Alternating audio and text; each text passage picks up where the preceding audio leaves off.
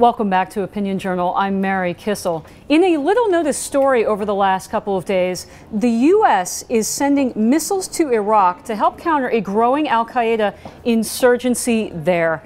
Are the terrorists winning, and could they actually gain control of territory inside Iraq and even neighboring Syria?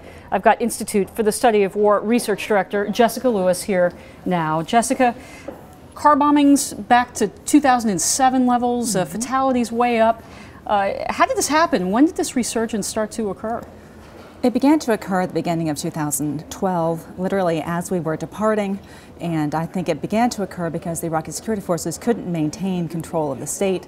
They were able to reestablish funding streams inside of Iraq, and over the course of the Syrian civil war, which transpired over that same period, they were able to access new resources, particularly foreign fighters, and they have become very strong also because they've been able to break their veteran core network out of prisons in Iraq. So is al-Qaeda forming a kind of army in Iraq to take over Iraq? I mean, how would you characterize their goals?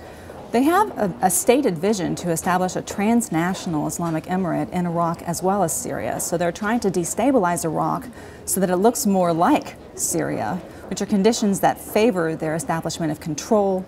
They are establishing control in parts of Syria that are critical to the state, areas around Aleppo, which is a major urban center.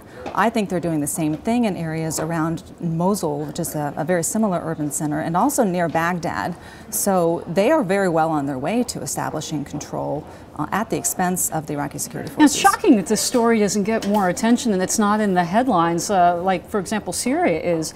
Can the Iraqi government fight back with U.S. help, or do we need to do more? Can we do more? I think the Iraqi security forces are more physically capable as an army than their achievements to date suggest.